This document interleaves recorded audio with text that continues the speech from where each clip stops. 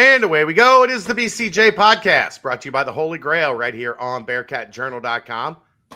Next time you're at the banks, go see our good friends at the Holy Grail. They'll get you taken care of. Great food, great drinks, awesome atmosphere. We're still ironing out details, but we will have something next Friday at the Grail as the Bearcats take on Louisville. Before, after, whatever, you guys will be down there. So we'll get something going, just ironing out details. So stay tuned for that. I'll let you know next week on the podcast. But go see them. They've got Cincy Light on tap, and 50 cents from every Cincy Light purchased at the Holy Grail will be donated back into the athletes at the University of Cincinnati. All right, let's get this show on the road. It's Wednesday night. It's BCJ Podcast time. Dave, how the heck you doing? You know what? I'm doing okay.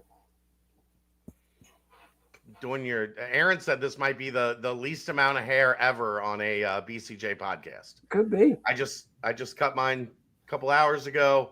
You look like you got the fresh Kip Kissinger going. I cut mine an hour ago. Yeah, mine was maybe 2 hours ago, like 6 o'clock. So yeah, a couple fresh dews. I haven't gone full bald. Like I still have a great head of hair. This is much easier to deal with. Yeah. So this is where we stay. Life good? It's all right. We're making it. I hear that. Made some homemade Cajun cream pasta tonight. That was pretty good. I had peanut butter and jelly sandwiches. I mean, never go wrong with the peanut butter. We were just like, you know what? We don't feel like doing anything, so just did that real quick. Regular old white bread. You know it. I mean, what other kind of bread do you use for a PB&J? I mean, that's the only option. Like, there are weird people that use like wheat bread, I'm not particularly. I'll eat kind of whatever, but like grilled cheese, PB&J, you get the Wonder, the whatever cheapo brand of just old school white bread you like, yeah. And I feel like that's how what you use. Yeah, I'll do, depending on, like, if I'm just making like a couple slices of like, processed cheese, yeah, just plain white bread for a grilled cheese. I will go like maybe a sourdough.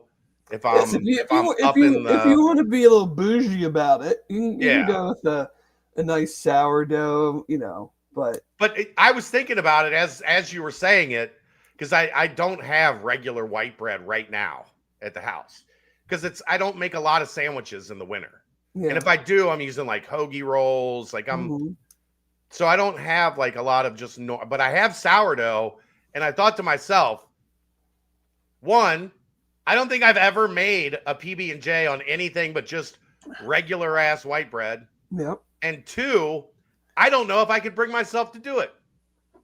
Like, if I was craving a PB&J right now, I think I would have to go to the store and buy white bread. I don't think I could make it on the sourdough, because I think I would scoff at its existence. I think the interior of the bread would be fine. The crust would be odd. Yeah. I don't want like a crusty PB&J. Yeah. That's just where my mind went when you said PB&J. I thought, man, a PB&J sounds awesome. And then I was like, I don't have the right. I've got the peanut butter, I've got the jelly. I don't have the right bread. I might have to stop at Kroger after I drop Kelsey off from school tomorrow, get some white bread, and make the PB&Js tomorrow, because PB&Js sound awesome. All right, that's talking dinner. Chad and Dave. We're both fat, and we like to talk about food. I want to give Xavier fans credit for something tonight, Dave. You'll appreciate this. Why would we do that? You know how they do the stupid Rambo thing? Have you seen that? Nope. Like, they do this stupid GIF where it's Rambo coming out of the water, like tying the headband. Yeah. Uh-huh. Well, Sincere Harris was talking smack about the shootout today. Yeah. So I thought it would be funny to quote tweet it with that. Mm-hmm. They replied with that tweet or some variation of that GIF 122 times. They just flooded my mentions. Like, just ratioed the shit out of me. You know.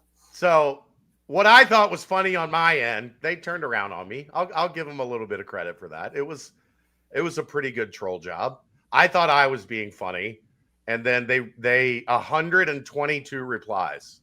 So basically, the amount of people that were at that game last night, based on, or whenever that game was, based on Monday. the picture I saw on the Twitter. Well, by midway through the second half, yeah, there was 122 people there, maybe. Woof. Can't lose the shootout, Dave. Nope, probably can't. Can't lose the shootout. Not to that team. Not to that. Look, I said this yesterday at the game talking to people. If they lose the shootout this year, they're just never going to win at Cintas. Ever, ever, ever. Like, it's already been like, what, 2003 or whatever? It's already been 20 plus like years. 20 plus years. If they don't win this year, it might not never happen. Might not never. That's a great double negative right there. I know. That's about where this thing is at with that playing that stupid game there. Anywho, let's start with basketball, Dave, since we are fresh off of last night's victory over Dayton. Bearcats win by 12. Sloppy, not the prettiest aesthetically in the world, but they never trailed. They were tied for 16 seconds. Those were the 16 seconds it took Sean Abayev to hit the game-opening three. The game was in doubt once for about 90 seconds. Dayton cut it to 2. Cincinnati immediately pushed it back out to 12 in 2 minutes. You heard my thoughts. If you haven't, last night on the aftermath, for the most part, I'll have more today, but I'll open the door up to you, Dave. What did you think of last night's action at Fifth Third Arena? Well, in full transparency, I did not see the first half. I listened to the very end of the first half on the way back from wrestling practice. Saw the second half. I know people aren't going to be happy with certain elements of the game, and I understand that. I'm kind of just taking the approach of early season, quality competition, got the win, a lot of stuff to work on, and you just have a lot of new pieces. And there's going to be moments, I think, in this non-conference schedule. Hopefully it doesn't result in losses or too many losses, but there's going to be moments against Louisville, probably even against Xavier, against Clemson, Georgia, maybe someone that's not even very good. But when you're just integrating so many new parts, and you're also, it'll be interesting to see, Wes seems very committed to this playing fast thing. But my question is going to be, and it won't be answered for a while, it'll just be something to track. What is the turnover threshold? Yeah. Where I want to play fast, but we've now, against good to decent competition, had 15 plus turnovers against these teams. And the thing I want to do, I don't know if I can do. I guess that's the thing I'll be watching the most moving forward. Is 24 probably an anomaly? Yes. But if it's 15-ish a lot of the time, I think he might put the brakes on that. Because you're getting to the point then where you're at the point of diminishing returns possibly, where, we're playing fast and we're upping the possessions, but we're also just giving the ball to the other team too many times. The one thing I will say about that is the majority of the turnovers weren't transition. They didn't result in transition for Dayton, but they were just sloppy, No. sloppy play. it wasn't a result of Cincinnati pushing tempo. No. A lot of them were just lazy, dumb, half court, trying to force balls into places you had no business throwing it, being careless, being just sloppy in general. They weren't like Keyshawn Tillery a couple times. That was Dayton speeding him up with the press. There were there were a few in the second half too. Like Kerr had one where I don't know who the hell he was throwing the ball to near the UC bench that resulted in yes. I mean, I'm not saying it was like a layup line because of bad passes, but no, you're missing what I'm saying. I think I'm not expressing myself right. Cincinnati wasn't turning the ball over as a result of trying to play fast last night. They were turning the ball over because they were super, super sloppy with the basketball. Like it wasn't, you're pushing the ball up and trying to get there before the defense gets set and you make a mistake. A lot of it was half court. A lot of it was secondary break type stuff. Like, I don't think the majority of the problem, some of it was, yes. I don't think the majority of the problem last night was a result of Cincinnati trying to play fast. I think it was Cincinnati just playing really careless at times. Well, I wonder, how much of that gets in your head of we want to play fast. And so even in those other type of moments, you're just trying to do everything. Not like they weren't turnovers because we were trying to fast break necessarily, but just everything we do is trying to be in a more of an up-tempo mindset. And how many times are we just speeding ourselves up for no reason where the defense isn't forcing you to do that? You're taking it upon yourself to go too quickly, even in the half court or something. Because you're trying to ingrain this mindset of run, play fast, but it seems at least early on that they haven't quite figured out the balance of the difference in playing fast on the break versus, okay, we're clearly in a half court set. We want to take a fairly quick shot, but that doesn't mean what's the old play fast? I mean, it's been used so many times, play fast, but don't hurry. Yeah. It felt like even in the half court, they were hurrying to try to get to we got to get that shot up because Wes has told us we want to shoot it within 10 to 15 seconds of the shot clock. And even if it's not there, it was like they were hurrying to try to get to something that gave them that opportunity. I'm curious what you think on this.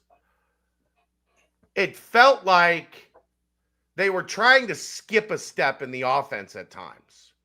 Yeah, you know what I mean? Like the ball is supposed to end over here.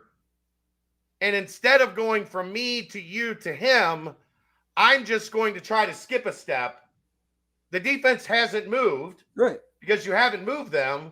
And you try to throw this arcing cross court, just duck, essentially. I think that's when you get into, and I don't know if, you could tell me, I was listening to you guys today from last night. I don't know if Wes has tried to instill some sort of mental mandate of our goal is to get a shot off within a certain amount of time or not.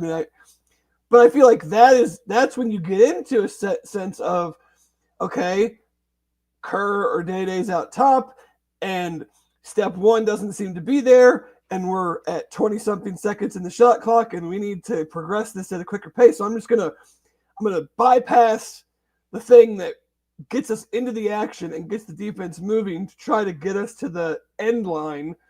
And I just felt like it was hurried. You can have pace and tempo in an offense and still function in a manner of we're not going to drain it down to 5 seconds, every time. It felt like the whole set was, they just felt hurried once they got into what should have been their whatever play was called or motion or set, whatever the situation was. Just felt like we're just trying to go a little too quickly to try to meet some arbitrary goal of getting the shot up by X amount of seconds. Yeah, and I do think that is something they're trying. And here's probably the truth in that, Dave. As things go on, this will relax some. But I think early, if you're genuinely serious about it, you have to overemphasize. You have to drill it into the head of like, this is what normal is going to be now. Yeah. And you can always back it off, but 10 games into the season, you can't just all of a sudden go, we haven't been playing like this for 2 months. Now we're going to start playing like this. Right. Now we're going to put our foot on the gas. No, you have to start with your foot on the gas, and then you can, because you're probably right at some point in time, there's probably going to be, especially as you get into conference play, it's going to be more difficult most of the time when you play the better teams, at least, to really run. Also, and I think how much, when the guys get going and we really develop some more cohesion and everything, I wonder how much of it'll just be like lineup and rotation specific. You have your starters in, you have your 6th or 7th man in, we're going to continue this pace. You got 3 or 4 bench guys in because of fouls or because of injury or whatever, or just the way that the game is going. You're probably not going to continue with that, knowing there's probably a level of inexperience, and it's just a drop-off in overall talent from your starting unit or your first couple guys off the bench. So, right now, I feel it's totally fine to let Keyshawn play through those things until it gets to a point that, which apparently it did in the first half last night. I mean, I didn't see it, but it made it sound like it was pretty bad, but I'd rather have him play through that now understand what that element feels like against real competition. And then it's no guarantee that he fixes that against a Louisville or something, but you're going to need him to play minutes. You're going to need him to play minutes in the Big 12, whether he's playing great or not. He's going to have to play minutes. So I'd rather him learn these things now and make mistakes and realize the speed of the game and realize that what I thought was fast isn't anywhere near what fast really is. Well, you got to remember, he's generally been the fastest kid on the court, right, at all times in his life up until now. So, like, I compared it. I know you watched last night, but I compared it to, like, in soccer, like when you just kick the ball ahead and you're faster than everybody. So you kick it 10 yards ahead and then you outrun everybody to it. Then you kick it 10 yards ahead again and you outrun everybody to it. It looked like he was trying to do that. Like he was trying to push the ball up the floor and then go get it, instead of keeping it tight and not, because somebody is going to take it away. Like that might have worked in the EYBL. That might have worked at whatever level of high school, at a prep school in New England, which is the highest level of high school basketball. But it's not going to work against a pressing team at this level. They're going to have better length. Their guys are going to be just as fast as you are. Like, you can't outrun the press 90% of the time. And maybe as he gets stronger and gets older, he will be able to do that. But the way he was trying to do it last night does not work. Yeah. I mean, if he grows into Devin Downey, then maybe he can. Right. But no, I mean, that's why I've taken the stance that, somewhat sarcastically, but also somewhat realistically, of like, wake me up when January 1st hits. So I can't take that stance and then take an overreaction the other direction because in a game that they didn't ever trail against a quality opponent and they win, but there are ugly elements to it, and act like that is a portender of things to come. I mean, it might be, but 3 games in, I want to see as many guys get in because you never know when people are going to be needed. Now, I'm going to assume that Wes will tighten up rotations when rotations need to be tightened up. They were pretty tight yesterday, if we're being honest. Well, right. I mean, outside of fouls or bad games or whatever, like, but there's a pretty clear 8. November 12th, minus a loss to like Mount St. Mary's on Sunday or something, there's not much that they're going to do that is going to get me off one way or the other of what I feel like this team is as of now. Yeah. there's 8 right now. It's your starting 5: Kerr, Day, Sean, Baba, Chom, and then McKinley, Buck, and Celestine. Yeah. And then Keyshawn, Jordy, and Halveen are maybe we'll see what the night brings. Yeah, maybe one segment and a half, if that. 4 to 8, 5 to 8 minutes a game.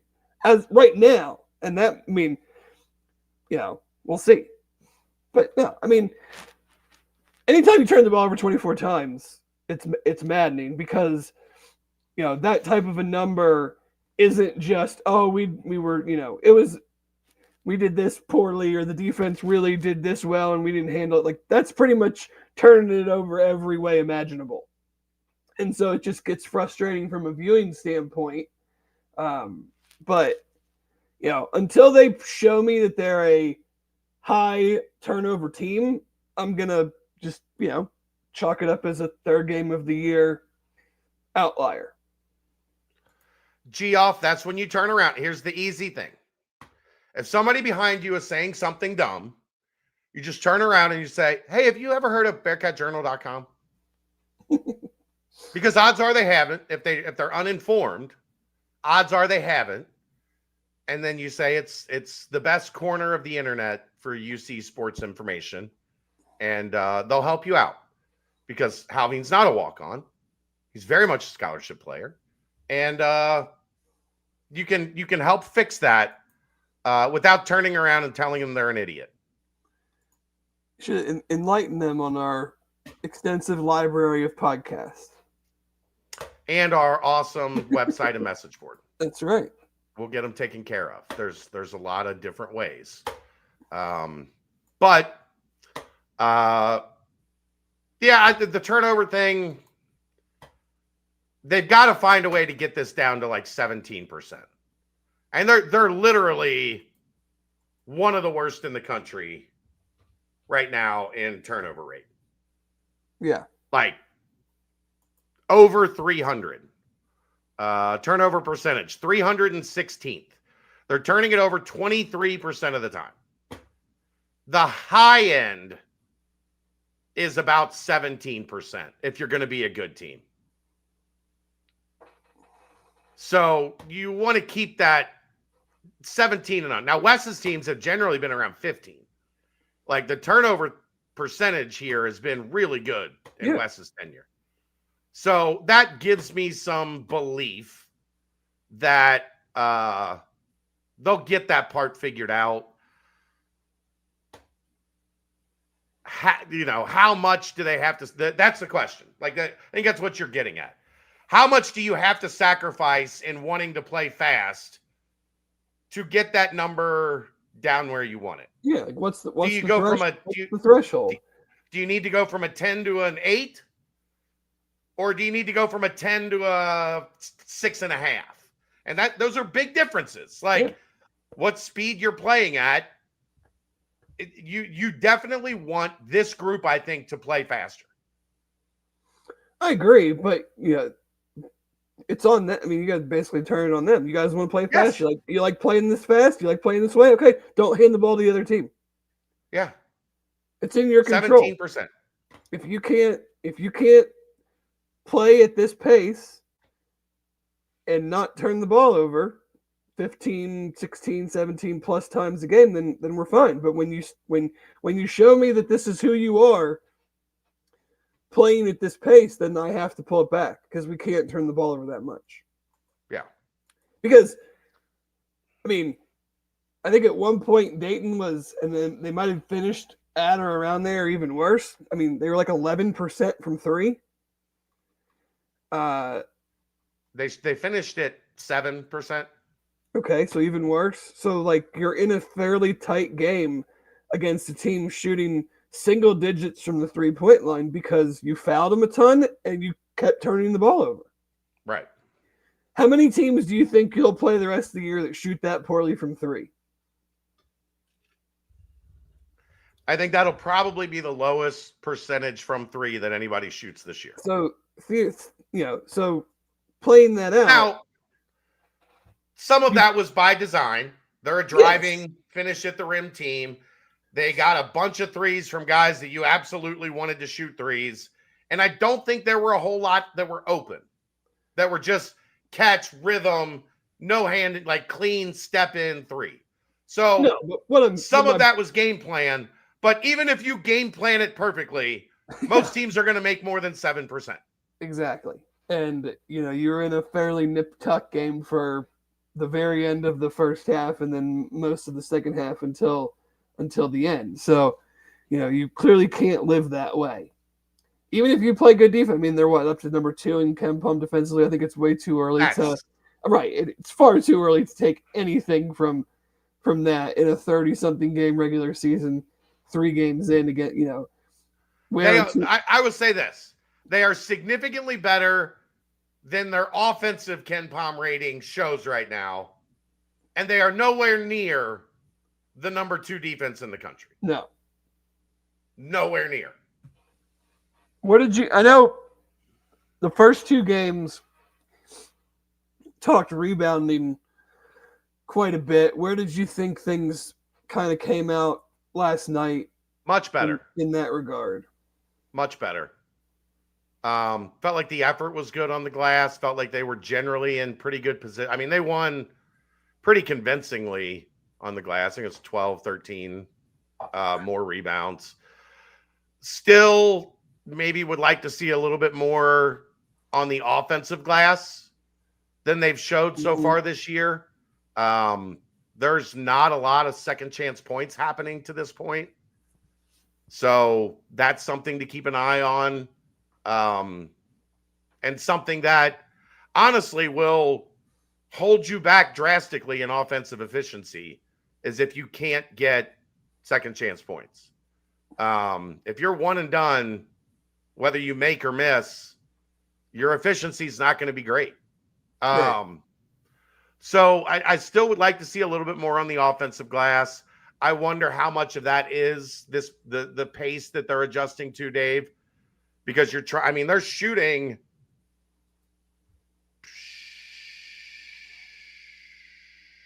Where's it at?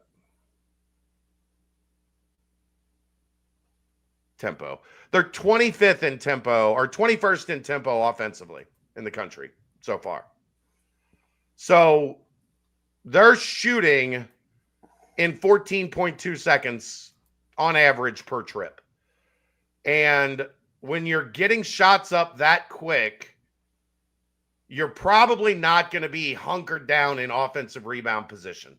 Right. I mean, so they're gonna have to do a better job at getting some numbers to the rim when the shots go up, because so far I would like to see more effectiveness on the offensive glass. Their offensive rebound percentage is 264th in the country. They're only getting 26% of their offensive rebounds. Now, on the flip side, the defensive rebounding's been solid. Opponents are 23.3% of their offensive rebound opportunities. That's 43rd in KenPom. So pretty good on the defensive glass. I think there's room for some improvement there, but I think this is probably going to be about who they are on the defensive glass. There's room to improve on the offensive glass. I'm not completely satisfied with that, but I don't know who I look at on this team as like an elite offensive rebounder. Yeah, I don't necessarily think I think you just need to be more of the collective. If you're going to be a 3-point shooting team, if you're going to be get a shot up quicker team, that offside wing or guard needs to be crashing more. You can't have the point guard. But they're small. Right. I mean, you can't have the point guard's automatically probably out of the play 9 times out of 10 for an offensive rebound.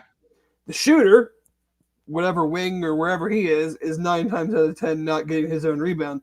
It's really that third guard/wing, because your bigs are probably somewhere in the vicinity to rebound, but it's getting that third person involved more than I think they have so far.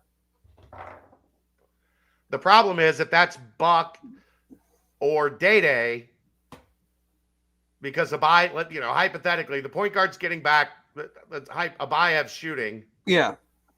It's Buck or Day that's in that role that you're talking about, and I just don't think those guys are going to get a bunch of offensive rebounds. No, I mean, right. I don't think they're going to be a great offensive rebounding team. Like the one guy kind of that jumps out at me, Dave, is like this guy could really be good on the offensive glass is Tyler McKinley, but I don't think he has I don't think he's comfortable enough yet to get a lot of those balls back in the bucket. Like, I think he can get them, and then he's going to kick them back out.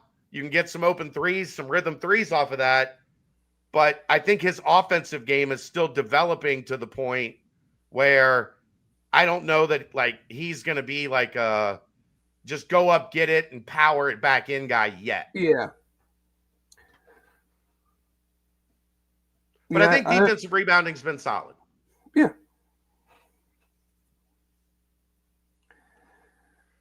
Anything else you'd like to hit on?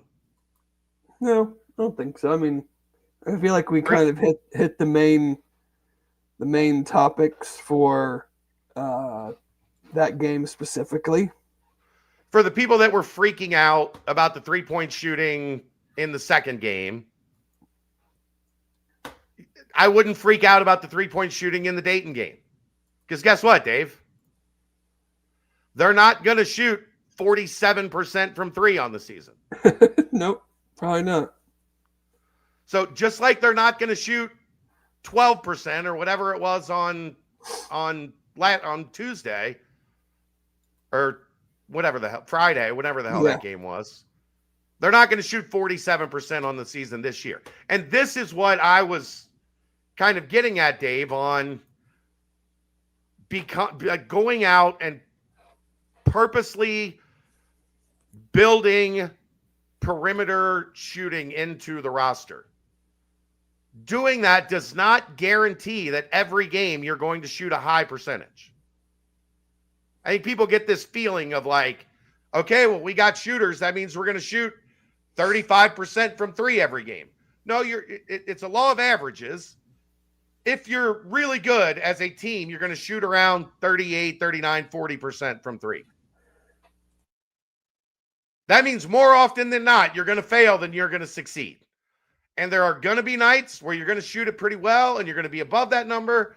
And there are going to be some nights where even your good shooters miss. And that does not mean you scrap it and you throw it away. It means that this is what it looks like. I know UC fans aren't accustomed to this, Dave. But this is what it looks like when you build a roster that has 3, 4, 5 quality shooters at their disposal. Some nights are going to be 9 for 19. You're going to shoot 47%. And you're going to feel pretty damn good about it. Other nights you're going to be 6 for 24 or whatever. That's how it goes. Yep. And I mean, if you have the right guys and they're taking the right shots, there's not a number of 3-pointers that you can take that, in my opinion, is too many. Agreed. Like I thought in the who the hell did they play? The Georgia State game. The Georgia State game. Either Western Carolina or Georgia State. Georgia State. I thought they took good threes by and large in that game. I thought they were open. They were generally off a catch in rhythm. Guys weren't taking like dribble, ISO 3. They just didn't go down. And even good shooters are going to have nights where, 2 or 3 of your guys that you rely on are going to be off that night. And that's going to make it look like a bad percentage, like you're a bad shooting team. No. But you have to stick with it because that's why you got those guys. That's what they do best offensively is shoot the basketball. Right. So you went out, you built your roster around it. You got to stick with it. When you do that, it's no guarantee that every game is going to go great, but hold that up against the last couple of years where the 9 for 19 was a massive outlier. Right. And you're just not going to beat. You're going, we're already, we've spent the last couple of weeks talking about their place in the Big 12. you're not going to go beat the teams that they need to beat without a team capable of a 11 for 24 game. So, like, yeah, it's not going to happen every time, but if you don't even have the roster that's capable of doing it, then you have no reason to have these delusions of grandeur that we're going to go beat some of these teams if you don't even have a roster capable of having one of those nights. And that's what they didn't even have the last couple of years. It's not a guarantee that every game is going to be great. It's that you have the capability of having those types of games against good teams, and that'll be a catalyst in why you maybe beat them. It's also you plan on now you're going to have a lot more of those 38, 39, 40% nights that also felt like outliers last year. Right. Like your hope is the 32 to 27% night becomes the outlier versus the opposite was the outlier before was the good shooting night. Right. 40% was an outlier. Like that was a really good night shooting from three. And it was more likely that you were going to shoot 29% from three because you had a bunch of guys that weren't really good three-point shooters. Dan, Jizzle, like those guys were taking a lot of three-point shots that weren't going to go in at a very high clip. So that's, I understand. We have very small sample size to work with. And people are going to freak out until we get a larger sample size when those off nights happen, right? Mm-hmm. Understandable. But you also have to understand, like they built this roster with a little bit more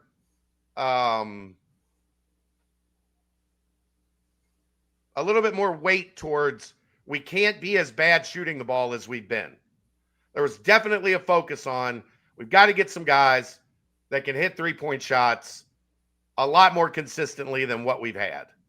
And not doing the thing that I've hated, Dave. The thing that I've hated is that, well, yeah, the numbers say this guy's a 30%, 29% three-point shooter, but we think this year he's going to shoot 36%. Yeah. And that may be okay for one guy, right? Mm-hmm. But when that's your plan for like four different guys, it's a bad plan. Right. Or you bring in a guy that hadn't hit a three in his entire college career and you say, we trust that this guy's a good three-point shooter. We're going to give him the green light. Yeah. And then that guy makes like 4 threes, 5 threes all year, and the plan backfired. This time they have actual guys with a track record of being able to shoot the basketball. Like Jalen Celestine.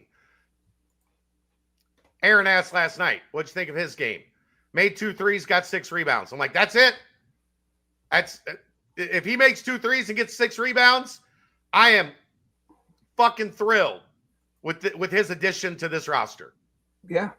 Come in, bang a couple shots, play decent defense, be a factor on the defensive glass, take your rotation, happy as can be. Yep. So, yeah. All right. I don't have much else on Dayton. Do you? Nope. It's not going to be a great year for Anthony, I don't think. No, probably not. And they've got a good center, a good point guard. It's a good starting spot. I mean, they had a lot else. Who knows? They could be good, yeah. I just if they shoot like they've shot so far to open the season, teams are just going to pack it in on them. Oh yeah, and say, please shoot it over us. Like they're going to have to start making some jump shots because that looked a lot like what we have been watching for a couple years now. Right. Look, you might be great at getting downhill, but nobody's going to let you get downhill. They're going to force you into taking, they're going to trick you into taking wide open jump shots from guys that can't shoot jump shots. And I don't know how good that's going to be for them. It's going to be a challenge for him this year, I think. Probably. But all right, let's and look, I will talk about this a little more next Wednesday. That Louisville game might not be fun. They are really good. They are really good. Like Pat Kelsey's put himself a team together down there. NBA point guard, quality depth on the inside, some toughness on the perimeter.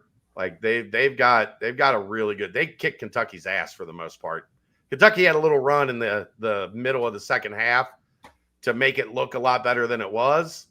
But I mean, that thing was 20 for most of the night.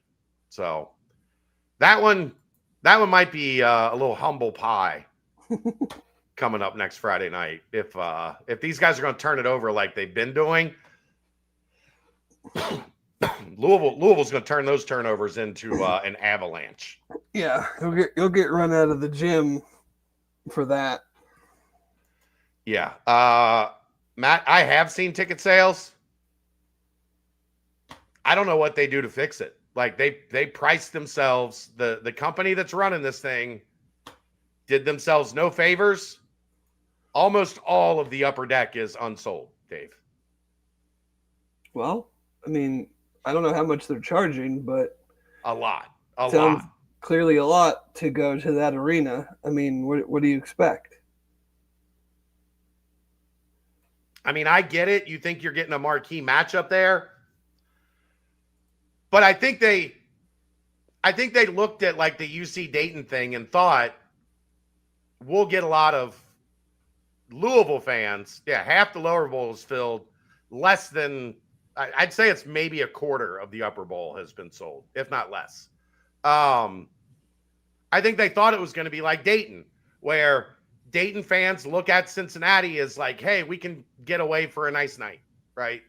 We can go downtown, hit the banks, like maybe catch a Bengals game the next day, whatever. Like we can make a night of it.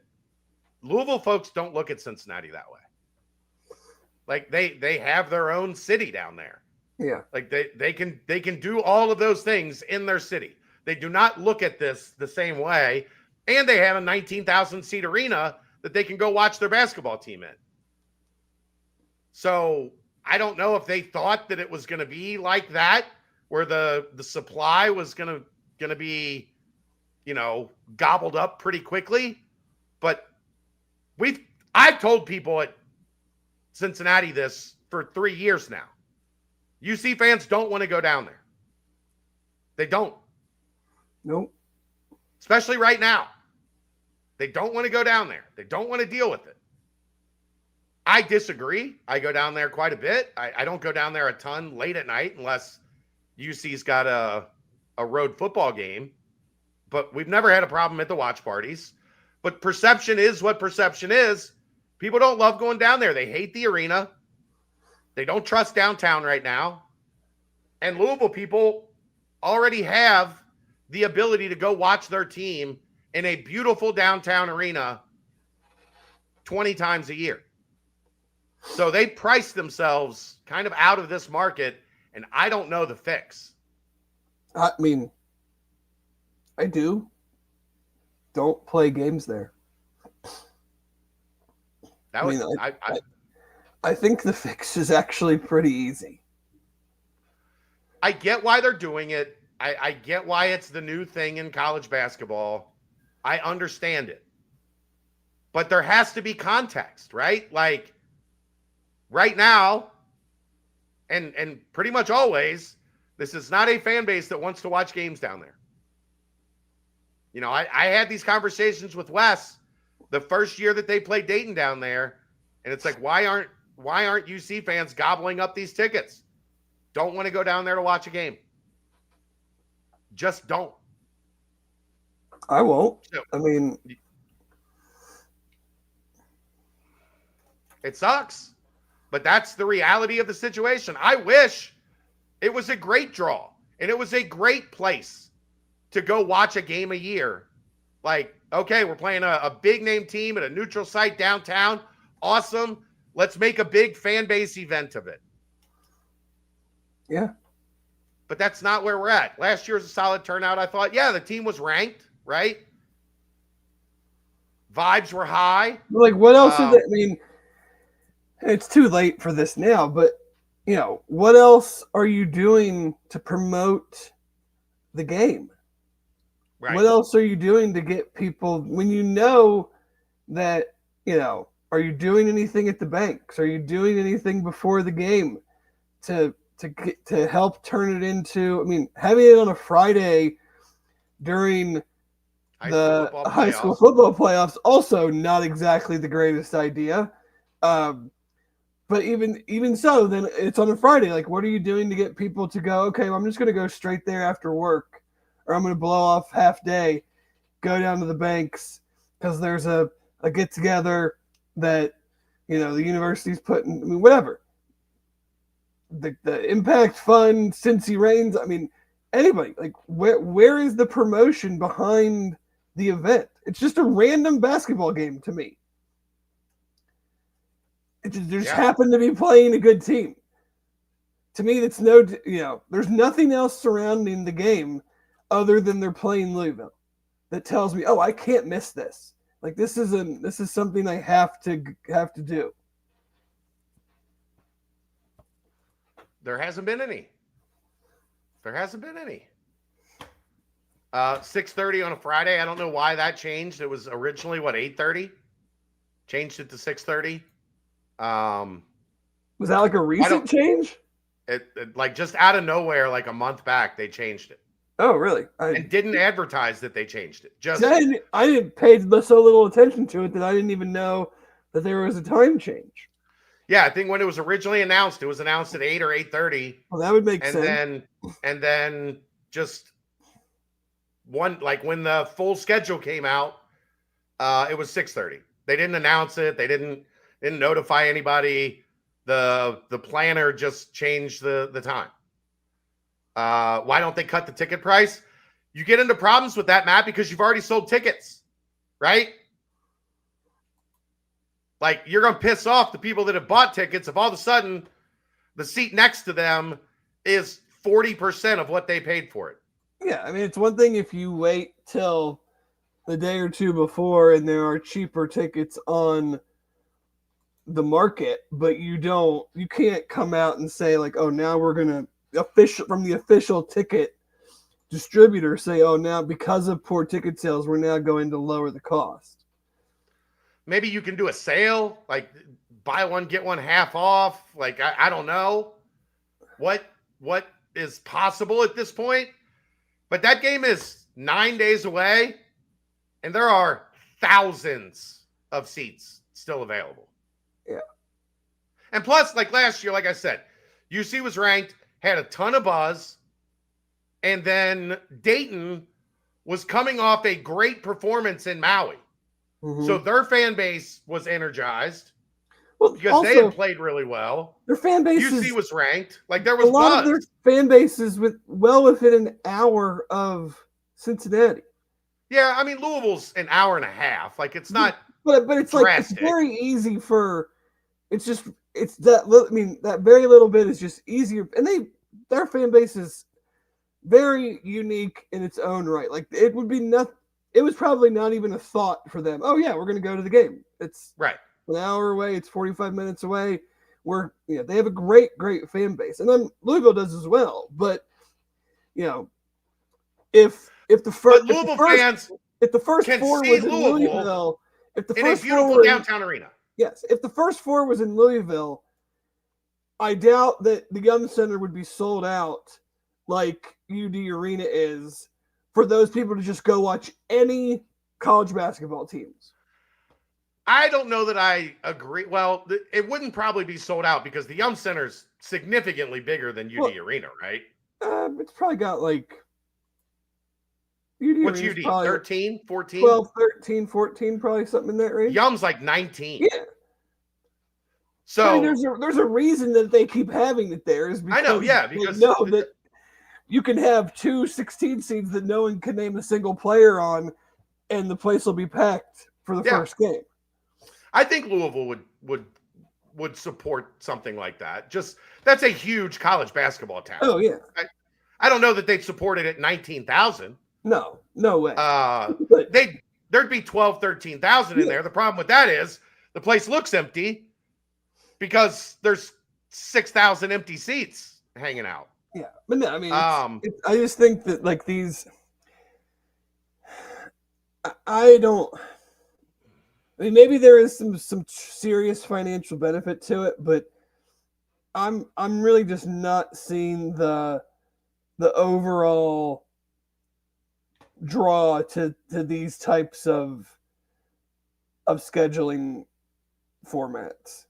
Well, next year's at Freedom Hall, right? Yeah. Freedom Hall was an absolute dump when I went to like the 2003 Great Midwest Tournament and got to listen to Bob Huggins dog cuss Donald Little from right behind the bench. Yeah. Like 2003, I don't know what the exact year was. I was in college, so it was somewhere in between 2000 and 2000. But like, place was a shithole 20 years ago. There was an AAU event every year down at the convention center, which they put like 140 courts, and they had the showcase games. They had 2 courts set up at Freedom Hall. Right next and you had to go into Freedom Hall. The monster truck dirt ramps. Yeah, there was. They were still there. I think the monster truck thing had been there like 2 weeks earlier. It was all still there. And then there were 2 basketball courts running sideways in the lower part. And it was an absolute dump just watching AAU games in there. I just don't, I don't know what I just don't see it. I mean, I would take the Jim Boeheim approach. Like, I'm not leaving my arena until league play starts. Like, again, some of this is for NIL because you're having a third party run the event. The third party can pay the players for promotion of the event, whatever. Like, there is an NIL factor in this. I don't think it is some massive amount of money, but like, what is the balance of just being an annoyance to your fan base? to pay your players? Yeah. I mean, where it's like the fans get turned off by it. It's like, great, some third party is paying the players, but our fans, the majority of our fans hate the idea of the thing that we want them to do. So like the long-term ramifications of it, they remain annoyed by it. Dave, how many times do we have to have this conversation? What's that? The fans are taking it in the rear end. But you're going to keep asking them to pony up to help buy you better players. I know. We talked about it. Like, it's just the nature of the beast right now. And at some point in time, they're going to learn. But until they do, you're probably going to have like 7,000 people at this game next Friday night. Yeah. And that's if sales pick up. Clemson and Georgia come into Heritage Bank next year. Clemson is, I think the Georgia thing might be a one-off. That's like an event in Georgia where they have a couple games. There's another game there, I believe, that day.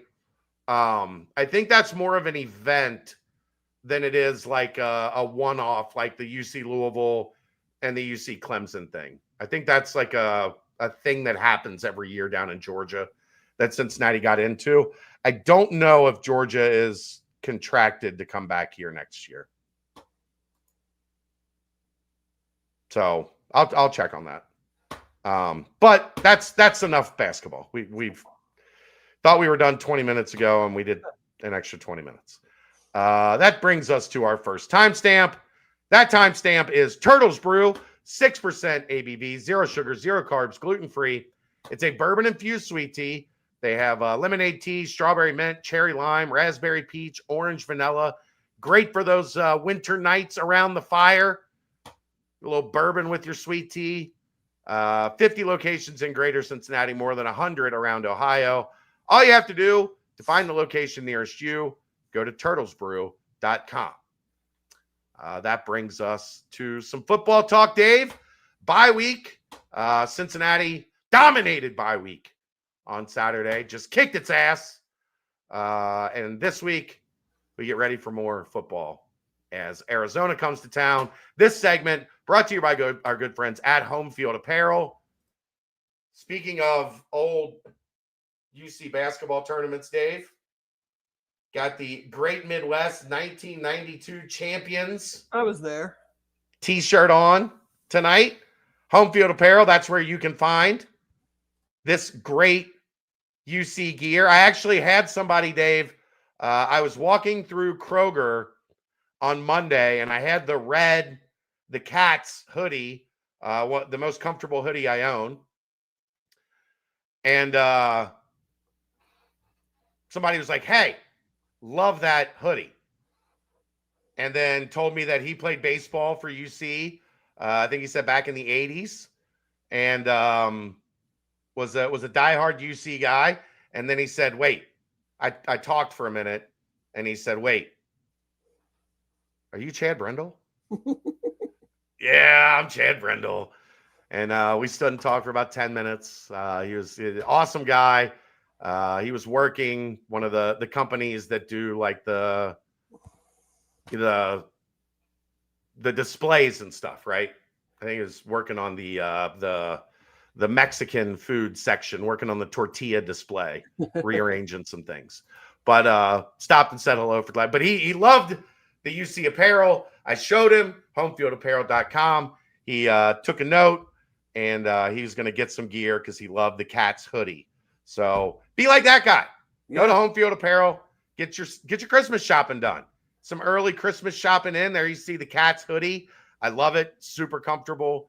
They've got all kinds of awesome stuff. The new one at the top was the new jacket that they've released. The Game Breaker jacket. Super sweet. So go to homefieldapparel.com. They'll get you taken care of. All right, Dave. I'm a little torn on this Arizona game. Why is that? Styles make fights, right? I think so. That's what they say. Whoever they are. Well, we'll start on Noah Fafita, who is one of the best quarterbacks in the conference from a clean pocket. Also one of the best quarterbacks in the conference against zone defense. Cincinnati is one of the worst teams in the conference at pressuring the quarterback. Pressure rate is, I believe, last in the conference. Cincinnati also plays more zone than anyone in the Power Four, or right up there. Like 83% of the snaps are zone defense, which is one of the 3 highest rates in the Power Four. Might be the highest. I don't know. I didn't see the numbers after this weekend. They also play a bunch of man on defense. Have a really good corner, one of the highest graded PFF corners in the country. They have a really good secondary in general. Really good secondary in general. They're good at safety. They are 3rd in the conference in yards allowed, 4th in the conference in points allowed defensively. I just look at this game and think Arizona is going to be a tough out, and this is going to be a game Cincinnati has to play. Maybe they don't have to play their best game of the year, but boy, it better be close, because Arizona's really good at the things that give Cincinnati problems. Yeah, Fafita's a veteran quarterback. He's 32nd nationally in passer rating, 55th in yards per attempt, has a 23-4 touchdown interception ratio. I guess one major issue that they've had is he's been sacked 22 times. And it sounds like along both lines, they have, I don't know if, banged up. We'll just say banged up. I'm not going to try to speculate on injury status and who's in, who's out. But, in just reading a few things, from their side of things, the fans that I've read don't like this matchup for them because they feel like they will get, I won't say dominated, but there will be an advantage for UC, especially on the offensive line versus their defensive line. And then their their offensive line has some injury concerns, I guess. But no, offensively, I mean, I like a lot of what they do offensively. I mean, he was 24 for 26 at Houston in a loss. But then against a defense that is better than UC's, but had already had all these injuries that they made a big deal about when UC whacked them against Iowa State. He was 32 for 48, 2 touchdowns, 2 interceptions, and they got steamrolled on the road. So I'm not going to compare UC's defense to Iowa State's, but Iowa State's is not anywhere near what it's been in some previous seasons, I wouldn't say. And I don't know that I'd say Iowa State's defense is better than this version of Iowa State's defense that Arizona played is better than UC's defense. That's what I'm saying. I mean, I think it would still probably be better overall if you went to the numbers and whatnot. I'm sure it does rank maybe a little bit better to a decent amount better, but it's not the Iowa State defense of the last couple of years. And he struggled mightily in that game, playing a very similar style of defense. But there's no way to extrapolate that that's, going to be the same thing here. But, they have 3 running backs. I mean, Ishmael Mahdi, leading rusher, almost 600 yards, 6.8 yards a carry. The other 2 guys, 7 yards a carry and 5 yards a carry. Yeah, they'll run it plenty. Trey Spivey, I think, is the guy from on the outside that he's their game breaker. 21.6 yards per catch, 6 touchdowns. Pretty good. Yeah. Alec Pierce thinks that's pretty good. Yeah. So, against the zone defense, are you able to do the whole bend but don't break thing? And not, it's hard to get 21.6 yards a catch on air yards. I don't know how much of that is from him, him being able to run and break tackles or make guys miss. But Javen Watley, 35 catches, 4 touchdowns. They have plenty of talent offensively. I just think, if they truly are struggling to protect, and Fafita's not really a runner. I mean, I think he'll run if he absolutely has to, but I don't think it's a situation where they're doing much of design for him. So now he's scrambling a little bit. They're not calling runs for him. Right. What I've seen. Offensively, if you look at FEI, which is efficiency numbers, we're very, very close, both offenses. So their offense and UC's offense, whether it be yards per play, points per drive, possession efficiency, overall offense in FEI, UC's 15th, they're 36th. So there is a bit of a gap there, but still a very quality offense. FEI has it projected as a 4-point UC win. If you go to SP Plus, they're actually rated overall a little bit higher than UC, 31-34. Offense is UC 25, they're 30th. Defense, they're 34th, UC's 52nd. The big difference in this game, again, is special teams. Their special teams is not good. Their kickers missed 6 field goals. They've used 2 punters. Neither of them is averaging over 42 yards per kick.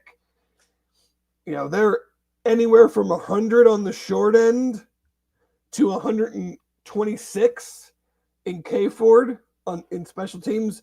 UC is the top, 20 to top 10 special teams unit, even with the bad game, against Utah with a missed kick and giving up a kick return. So how much does that play into things? How much 4-man front do we see? How much a little bit extra pressure do you see? Because I agree with you. If you're just going to let him sit back there, he's got 2 turnovers in one game. He's got 2 interceptions in the other, I don't know how many games they've played, whether it's 7 or 8 or 9. And it's not like this team forced a lot of turnovers, Dave. No. He's thrown as many interceptions as one game as UC's had intercepted all year. So, you're right. I mean, it's not like he's going to just start handing them the ball. So, I think it all starts with slowing down the run. If you can at least get them into third downs, if you can at least give yourself, the first down stuff against Utah, I felt like was the problem. It was just too much on first and second down, made the third downs way too manageable. Yeah. Which then resulted in the fourth downs, and we've talked about that a ton. Of be hard pressed to find many teams that have had more fourth down attempts against them. So you just gotta, we're not going to see anything drastically different, right? I mean, there's 3 games left. The defense is what the defense is. Can you make a couple plays? Can you get a couple stops? Can you maybe force a turnover? Win the turnover battle, 1-0, 2-1, something like that. But I don't think you're all of a sudden gonna go from an 80-something% zone defensive team to a 50-something% or anything like that.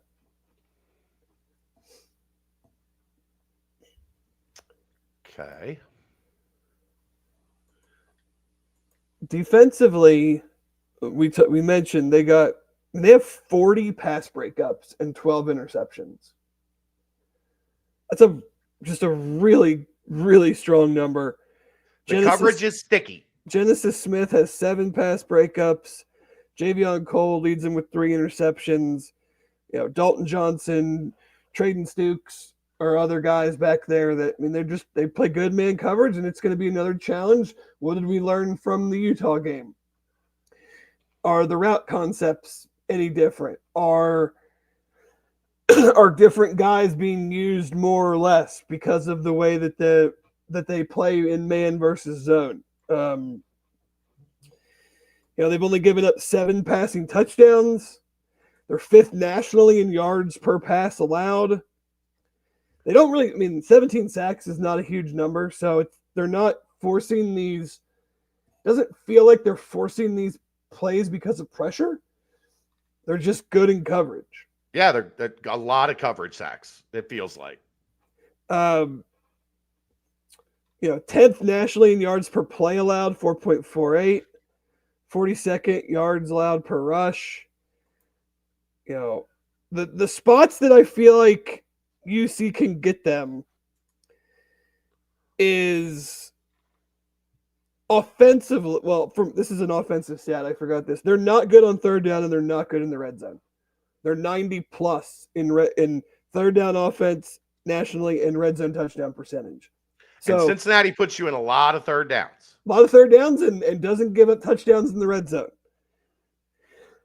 So can you get back to doing that?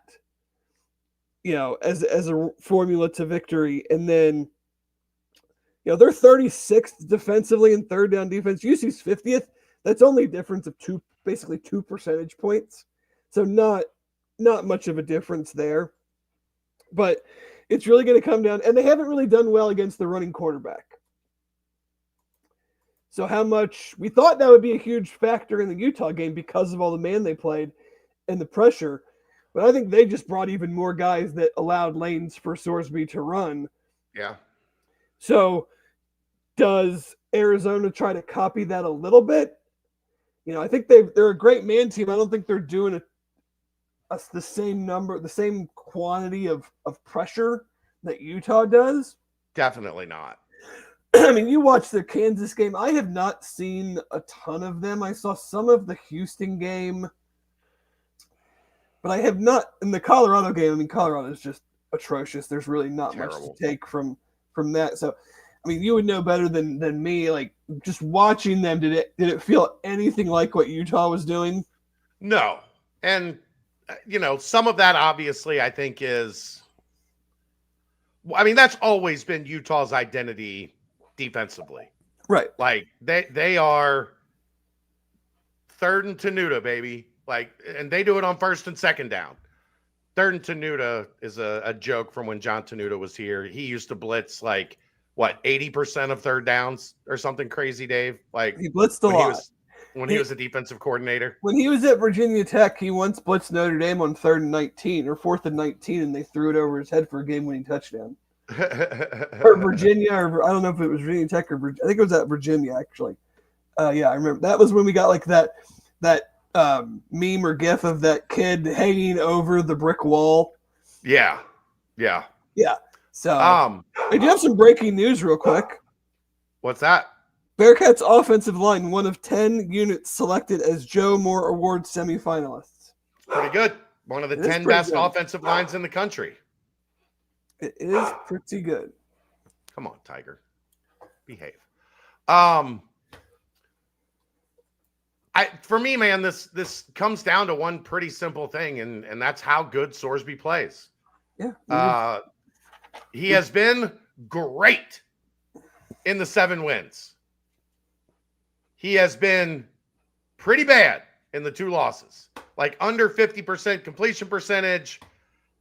He struggles to get the offense moving. There's a lot of 3 and outs. That worries me with the way that they play man defense. It just does. I mean, they've played 2 teams that played predominantly man and were good at it. Nebraska with a really good secondary. Utah with a very good secondary. I like the fact that I don't think Arizona is gonna really get after him. I'm not worried about coverage sacks with him. Like, that has not been a thing all year. I feel like there's the potential for more running lanes for him if guys aren't open versus what we saw. And, maybe just being at home, they're able to potentially at the beginning lean into the run a little bit more, have some better running success against this defense versus the Utah. I mean, it's very. You don't want to just break it down to such a simple thing, but like, you're in the position to go to Dallas. You have 3 games left, all against varying levels of good to really good teams. Your best players have to play great. Like, I don't know, like, it feels like just kind of haphazardly throwing this comment in there, but like, they're going to win because Brendan Sorsby, Dante Corleone, Jake Golday, and Joe Royer, and whoever else you want to put into this category, the running backs, they'll win these games if those guys play well. And if they don't play well, they won't win. Like, I can tell you all the analytics or the matchups or who's good for, like, doesn't matter. It will be very easy to figure out if they don't win some of these or all of these or any of these 3 games, why they didn't win. Yeah, they played like crap and they lost. I mean, it's gonna. I don't see any way this isn't a super close game. Yeah, I mean, Sorsby needs to step up and show that he can elevate. And I'm not saying he's been a compiler or a feaster on bad defenses, but he needs to step up and show that, yeah, I'm that dude. And these are our goals, and I'm going to be the reason that we achieve them.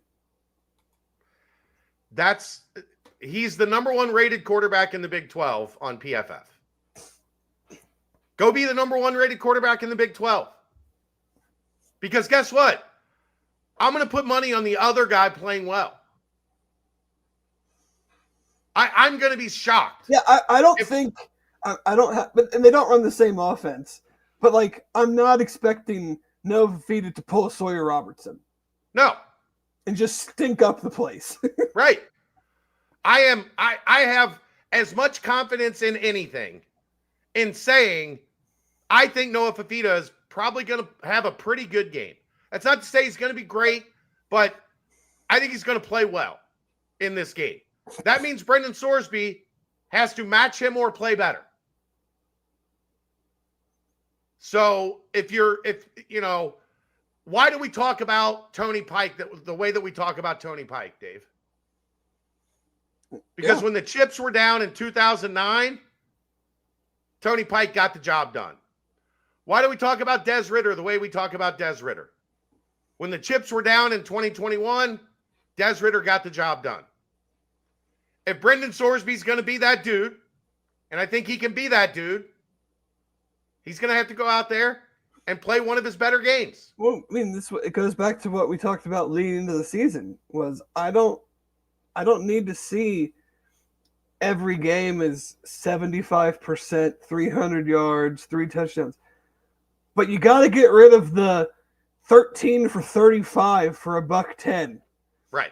And 85 of it's on, I don't know the exact numbers against Utah. Obviously, that doesn't make sense. It wouldn't. They threw for 220, 230, right. and you had but it was on 30-something attempts with an 88-yarder in there. It wasn't a good game. And another, the drive where he fumbled, he threw a 40-plus yarder to Cyrus. Yeah. So you've more than half those yards on 2 completions. Arizona's a good defense, and BYU is a good defense. I think TCU is a mess, and I don't even know what they'll be by the time. It's one of the sloppy.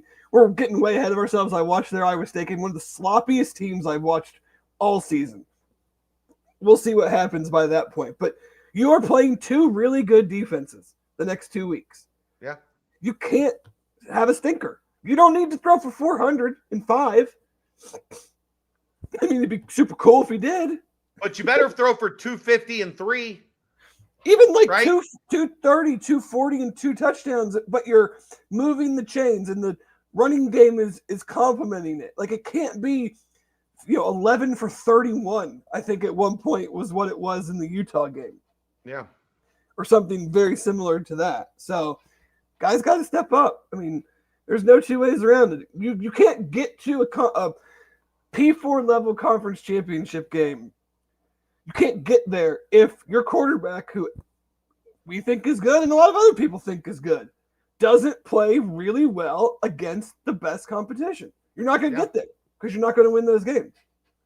And I mean, Stat's right, man.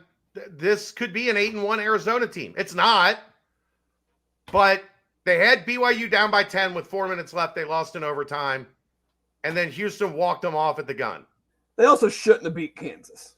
They shouldn't have, but I mean, it evens out some, of course. Right. But if the ball bounces their way, you could be talking very easily about a 7-2, 8-1 Arizona team that's having a great season. Like, they're having a really good season as it is. Yeah. And they're very much in the similar boat to Cincinnati in the fact of, like, I don't think anybody really thought that they would. They were picked last. Challenge for the conference, and they're having a very, very solid year with a really good secondary and some. I mean, I really, really like their running back Ishmael Mahdi. Like, he is a dude. They're not using him a ton, right? They use all 3. I mean, I think their fans seem to want their third guy to get more run because he's like a bigger power back. But the second guy is the one that Quincy White or Quincy Wright is the one that had that untouched up the middle run against Kansas to kind of get him back into the game. Yeah. But, I mean, I like a lot of what they do in San Jose State, Matt. On Sorsby, if he struggles against man, why would he leave for the NFL? He won't be a top-round pick if the man coverage continues to give him problems. It's given him problems, and he's still really high up on a lot of draft boards. So, does he need to get better at it? Yeah. Does it need to start Saturday? Yeah. Does it seem like it's something he's not a first, and I don't even think he's a second-round pick right now, but, like, if you're taking a quarterback in the 3rd, 4th, 5th round, it's all about traits and tools. Yeah. And he's got them. And you can work. Your job as a coach then is to refine those things like footwork and how you play against man. But a lot goes into that. Like, that's why I try not. That's why I very, very hard. I try very hard not to, really get into play calling, especially like again the Utah game. It's obvious when he misses a throw that is mainly on him. But against man, the route running has to be at a different level than a zone. You just run out there and you sit down in an area. Yeah, you find the gap in the zone and you become available and you get the pass. So if the play design doesn't work or the guys aren't getting open or running routes right, it makes us, because we're ball watchers and the camera follows the ball, it makes us think that the quarterback is not playing good because he's not completing passes, which, yes, that's true. But I feel like against really good man teams, there's all the pieces have to fit to be able to beat a good man defense. Like you need like winners. I'm not going to say Jamar Chases, but like you need guys that it doesn't matter what kind of defense that they use. Like my guys are going to win the route. We're going to win the rep. And we saw that UC's guys weren't to the level of where Utah was from a winning the rep standpoint. Now, was that because the Jimmies and the Joes weren't good enough? Was that because the X's and O's weren't right? It was probably a combination of both. The quarterback didn't have a good game. Like, that's also a part of it. So, my thing I'll be interested in watching is what changes knowing that you probably won't see as much pressure, but you're going to see a very similar level of man coverage. So from UC's standpoint, do they feel like they had the right game plan and didn't execute it? Or do they feel like there's some things we could change that give us a better chance to beat these matchups? Yeah. Why is their special teams so bad? I'm not sure. I mean, you miss 6 field goals, that's probably going to ding you. Sure. In a special teams efficiency rating. And you have punters that don't punt 3.5 times a game, but can't average more than 42 and change. Mason's not even in these statistics because he doesn't punt enough to count. So we can't even really compare. And a lot of times when he does punt, he's punting from the 40-yard line, like the 50, 40-yard line. Or max, sorry.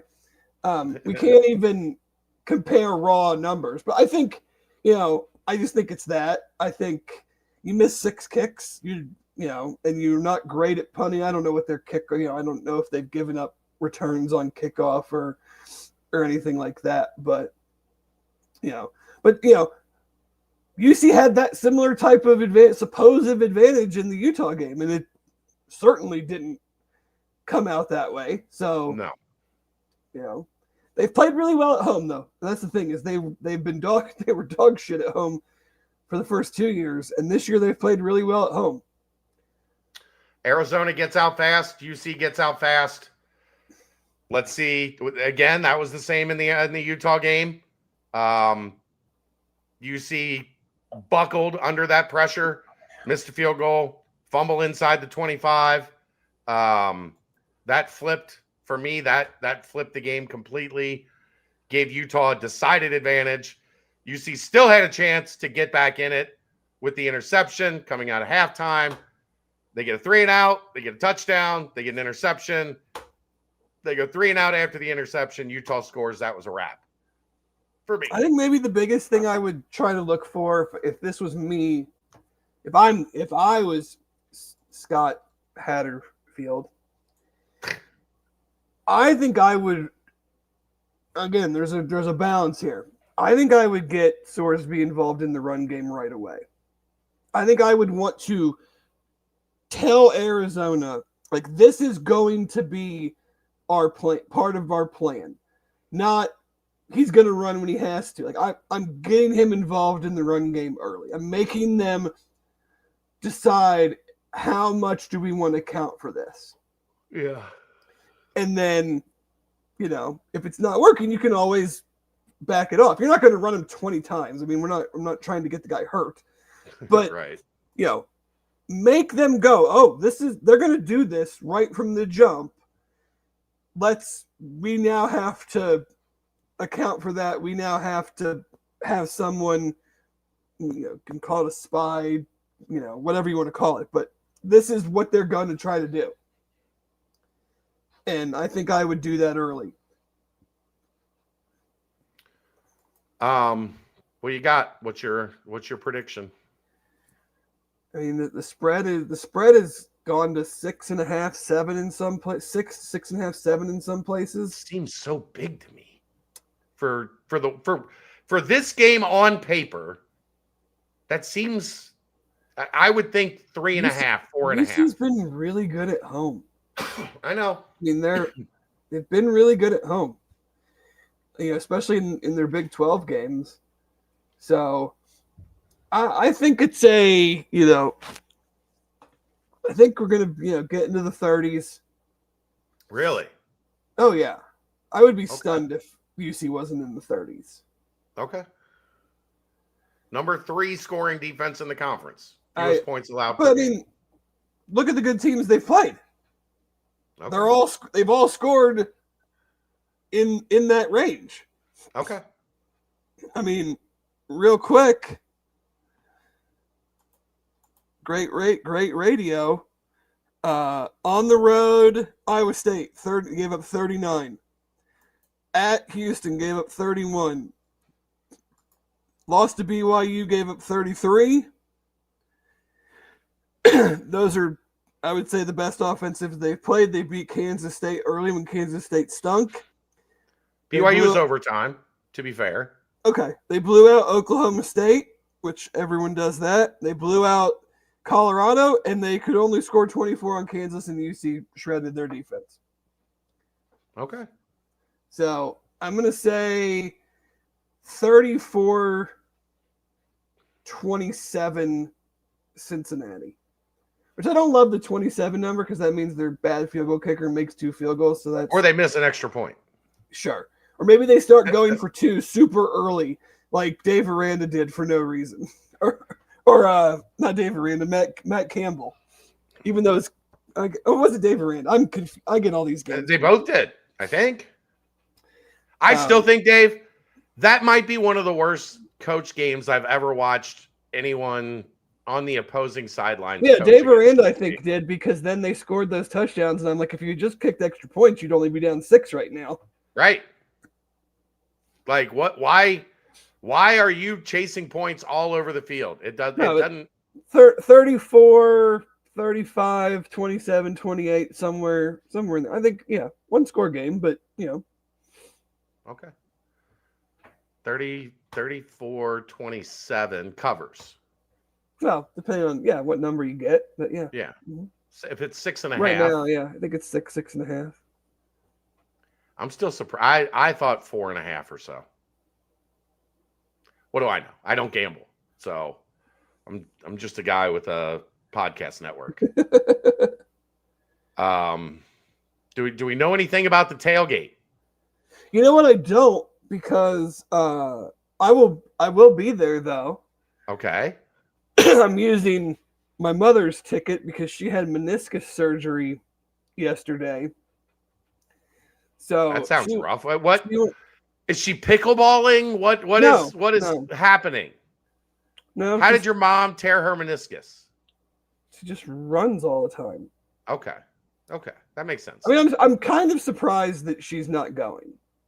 This is how she is. Like, I know. We have to. Myself and my dad had to tell her to chill out. Like, she's 100% committed to going to the BYU game. Of course. 14 I'm days surprised after meniscus surgery. I'm surprised she's not going to the tailgate. Well, I could see her not going to the game, but I'm surprised she's not gonna I'll ride in the car and then I'll get out of the car and sit in a chair. But then do what when everybody goes into the game? Just sit there by herself? Sure. Yeah, you're supposed to say lower body, extremity. She's got a lower extremity. She's at the age where she's just questionable every day. Great health though. Very blessed, mom and dad's health at their age. But what's your, speaking of the injury report, what's your guess on Evan Pryor? I'm going to guess questionable. I would say questionable tonight. I mean, if you don't know that he's absolutely playing, then why would you list him at probable? Sure. And I don't think I think it's going to be one of those I'm without knowing anything, I'm guessing that he is truly going to be questionable up until game time. Yeah. I think it's going to be, we're going to let him get out there. And I think it's just as likely that he's a week away. Like, we have seen them do this before where a guy is right on the cusp and they err on the side of caution. Well, it's because in this case, it's where are you and another injury, then he's just out for the year. If he Yeah. re-aggravates it, he's just done. Yeah. More than likely. I mean, that's hypothetical, but I think it's going to be a Saturday. Get him out there, see where he's at, go from there type deal. Tywee does look to be back to 100%. He was good to go yesterday at practice. So they'll at least have one of the two. Where is Ante's ankle? Connected to the top of his foot.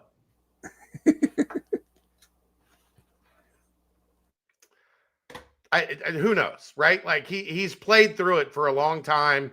He just had another week off. It's game 9 of a nose tackles season with an ankle he hurt at the very. Guess what? It still hurts.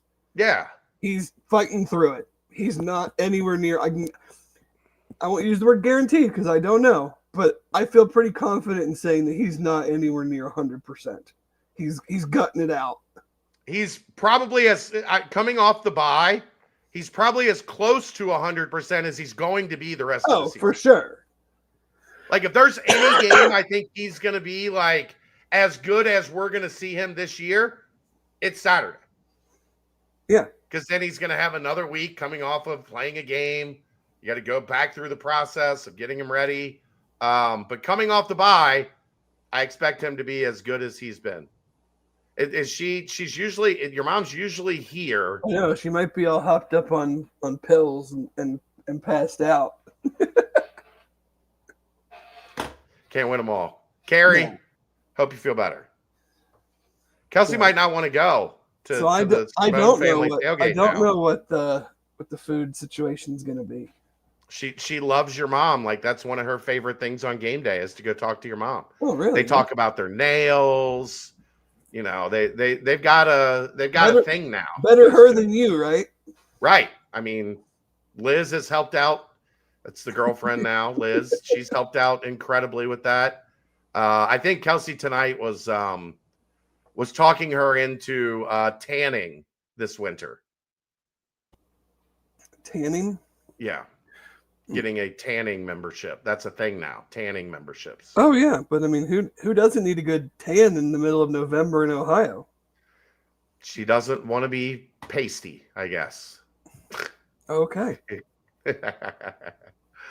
All right, Dave's got Cincinnati 34-27-ish. Yeah. Ish. Somewhere in there. And we don't know what's going on at the Simone family tailgate. But Dave will be there. It'll be a mystery. Potluck, mystery breakfast. Is everything going to fall apart because your mom's not there? No, or is no. Your aunts are going to take care of it? Will still be there. You know, I don't believe it'll be breakfast. I think that's no matter how many noon games they get. I think they've one cut breakfast down on the one time a year thing. Okay. They've already done chili, so I really don't know. What? Let's see. Anything that jumps out in terms of Arizona cuisine? Yeah, I mean, sometimes they try to match it up with where the opponent is coming from, but we just did tacos too recently, right? I really don't know.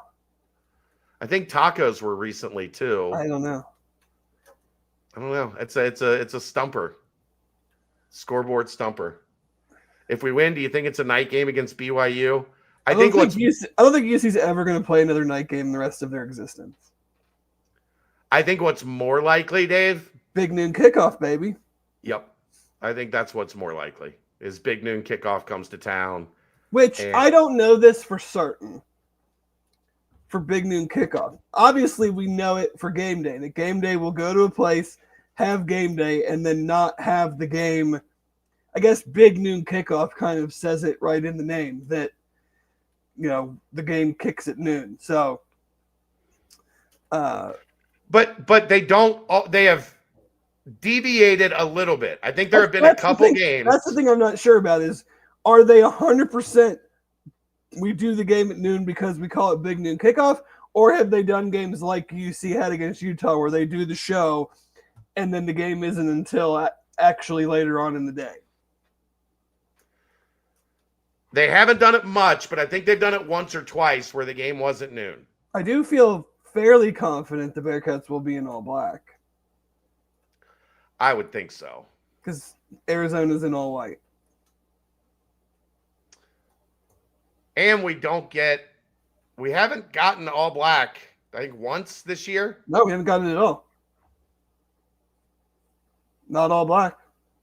What was the bye game? White.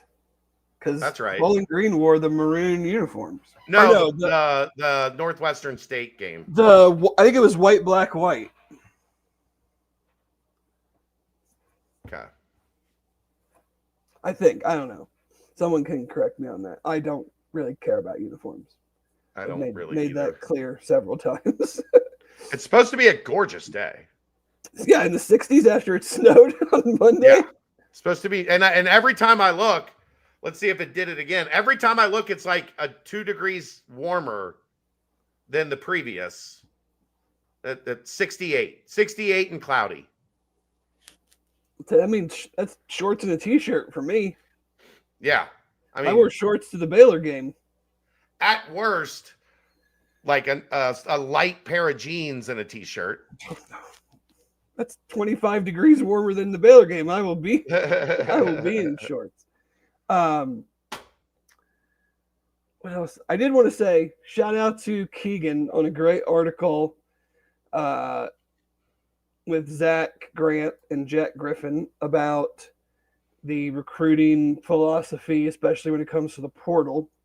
My feelings were hurt, Dave. I do wonder, knowing Zach the way that we do, does he regret doing that article? Because they are getting not just from that. They were shouted out on the Cover 3 podcast with Bud Elliott and Andrew Ivins, where they talk recruiting. That was about a month or so ago.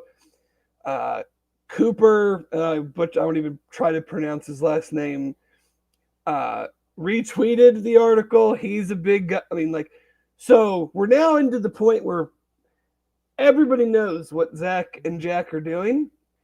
And so is the info that we get going to be shut off because they don't want anybody to know who they're after? Because we know the budgets that UC works with versus what some of these other schools work with.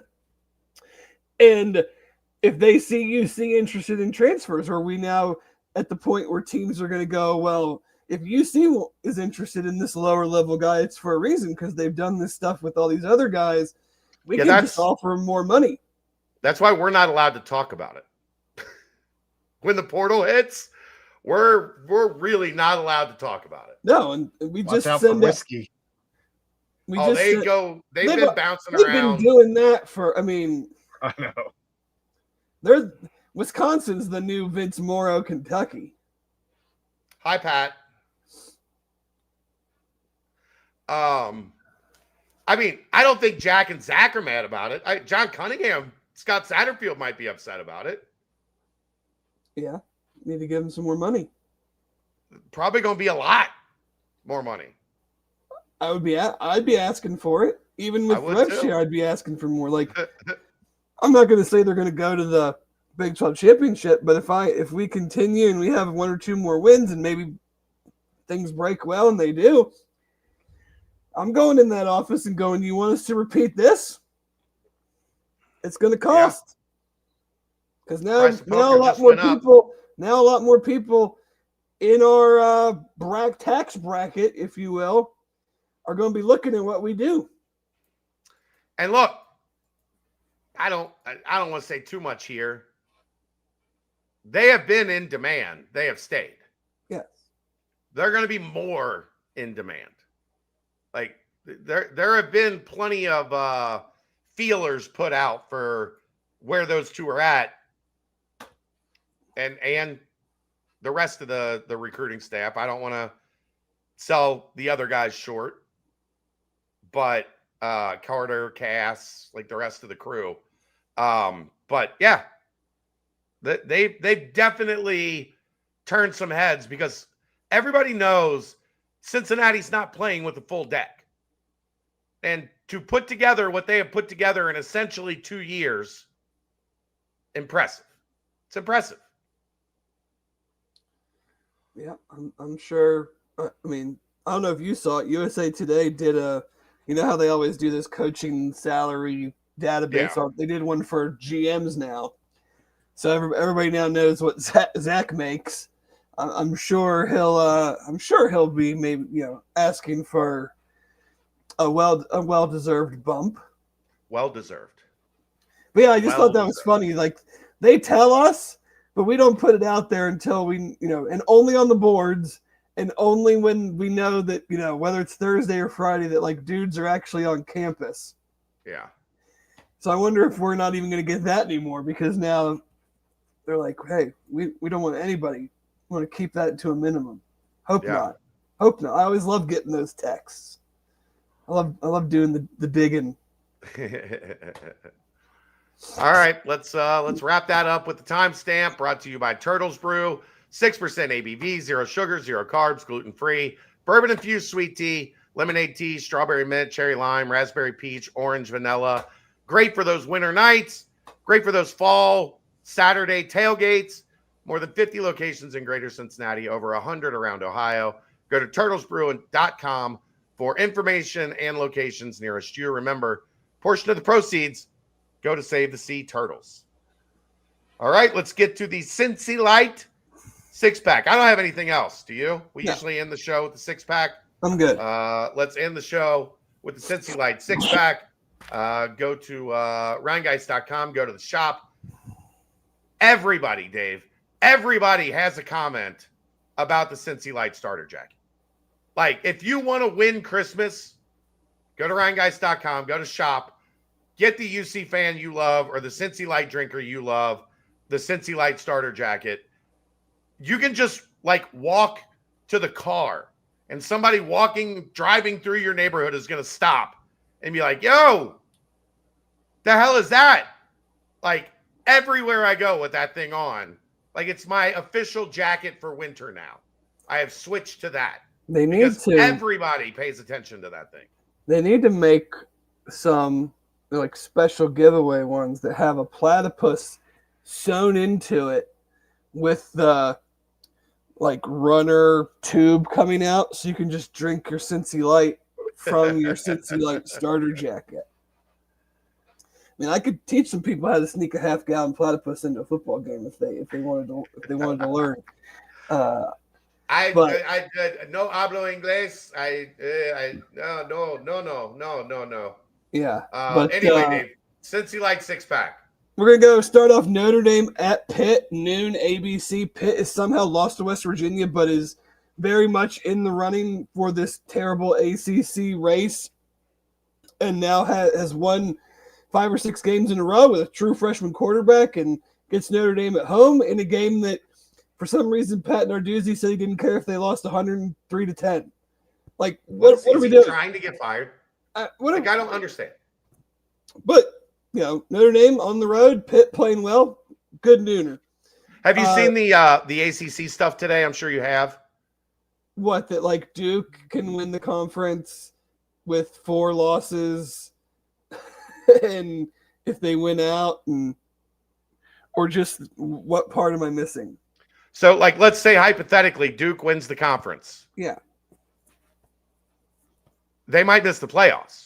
Yeah, there's a chance now, I think it's a very remote chance. I don't.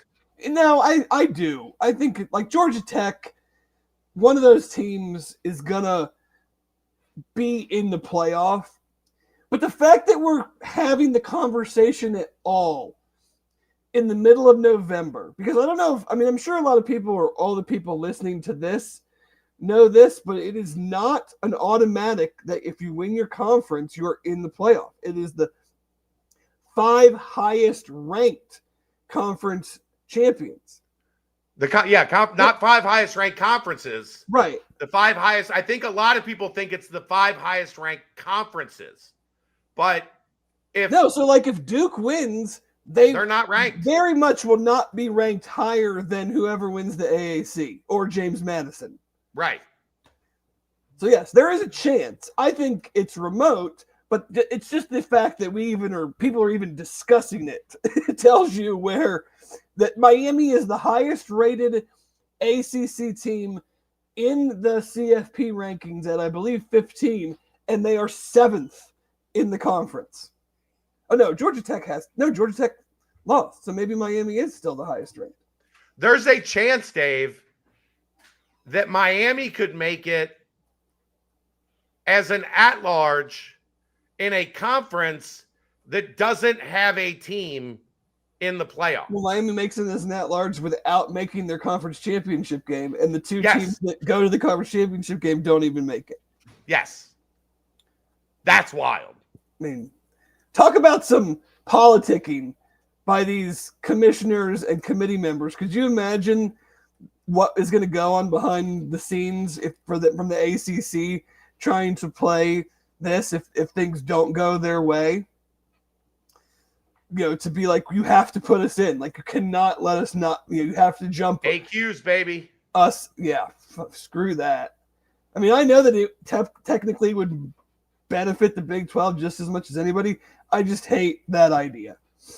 Just, on its basis of what it is. But we'll go to the AAC game of the week, which is every week. I think I pick an AAC game because it's a wild conference and there still feels like there's 9 teams that could win it.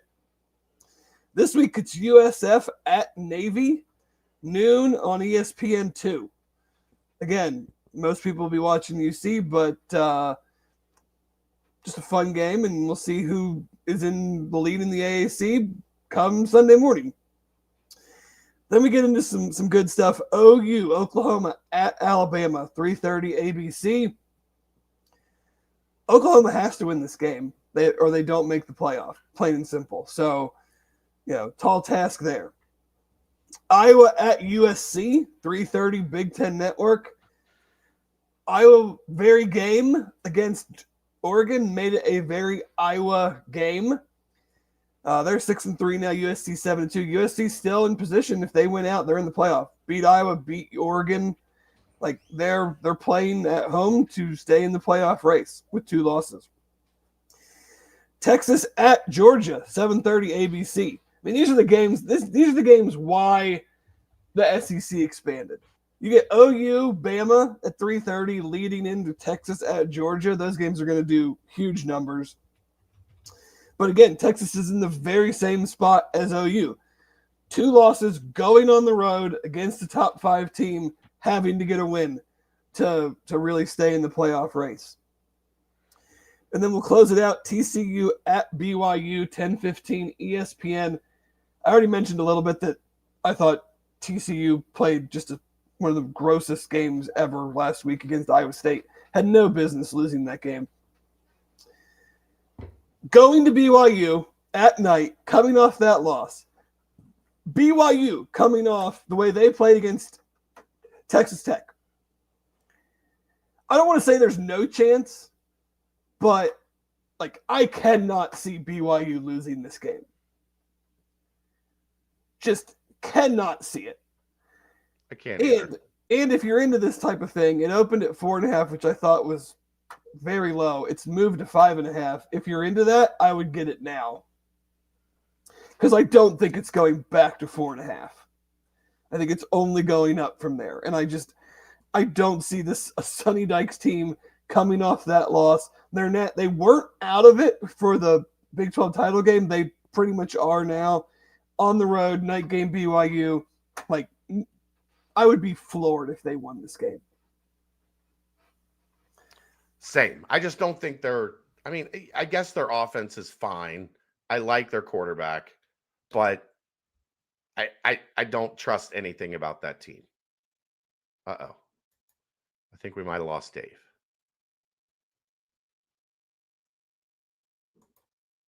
He repositioned in his chair, and that was the end of him. Am I still okay, Aaron? You're still okay. You're good. Okay. I don't know. I was making sure. Sometimes you can still be talking and you're the one that's frozen. I get it. That's happened to you a lot. You know Absolutely. All about that one. And Correct. Then all of a sudden the wheel of death just ascends upon you. I don't know. Like, does he? Nope. There he goes. There he goes. We'll give it a minute and see if he finds his way back. It might end up. Was that 4? Was that a 4-pack? I thought that was his last one. I thought he was wrapping it up.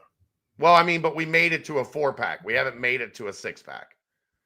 So like a 4-pack and then like a Lucy. It's like the build your own. Could Baylor beat Utah at Baylor? Tune in tonight when Aaron and I do the nightcap and preview the Big 12 schedule for this week. Should be a doozy. Gotcha, Matt. Gotcha. Okay. Well, I guess we're just going to wrap it up. That's good. We've these shows have been pretty short. Like we've been 90 minutes pretty good lately. We went a little long tonight, so we will call it quits there. His computer crashed. Okay. Just completely crashed. All good. We'll wrap it up. And Aaron and I will get in this nightcap. That's the BCJ Podcast, brought to you by the Holy Grail, live from the Cincy Light Studios, right here on BearcatJournal.com.